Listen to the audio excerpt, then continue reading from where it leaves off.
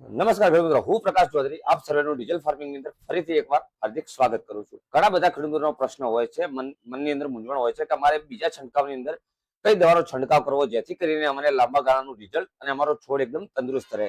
તો આજે આપણે એના વિશે વાત કરશું। વિડીયો આખો જોજો અને ગમે તો બીજા ખેડૂતો સુધી શેર કરજો।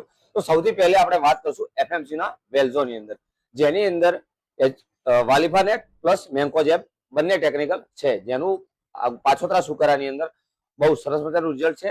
500 ગ્રામ પ્રતિ એકર પ્રમાણે તમે આનો છંટકાવ કરી શકો છો। બીજા નંબરની આપણે વાત કરશું બાયર કંપનીનું ઇન્ફિનિટો। આનું પણ સરસ મજાનું રિઝલ્ટ છે। આ પાછોતરા સુકારાની અંદર જો તમારે એડવાન્સમાં સ્પ્રે આપવાનો હોય, તમારા ખેતરની અંદર સુકારાની શરૂઆત થઈ હોય નોર્મલ 10% જેવી, તો તમે આનો છંટકાવ કરીને સારું રિઝલ્ટ મેળવી શકો છો। એ પછી આપણે આગળ વાત કરશું ક્રિસ્ટલના પ્લુટોનની, જેની અંદર એઝોસ્ટોબિન પ્લસ મેન્કોજેબ છે। 300 ગ્રામ પ્રતિ એકર પ્રમાણે તમે પાછોતરા સુકારાની અંદર સારું રિઝલ્ટ આનું મેળવી શકો છો। અને હવે જો તમારા ખેતરની અંદર સુકારાની શરૂઆત થઈ ગઈ હોય અને વધારે પ્રમાણની અંદર સુકારાની શરૂઆત થઈ હોય અને સુકારો આવી ગયો હોય તો બીએસએફ કંપનીનું એક્રોબેટ, જેની અંદર ડાયમેથોમોર 50%, એની સાથે તમે એફએમસી કંપનીનું ઓવેટ, જેની અંદર ક્લોરોથોનિલ 75%, અથવા તો ઇન્ડોફિલ કંપનીનું M45, આ બંનેનો મિક્સમાં 200 ગ્રામ એક્રોબેટ અને 500 ગ્રામ M45, આ બંનેનો મિક્સમાં છંટકાવ કરવાથી તમને 100% અને સારું રિઝલ્ટ મળશે।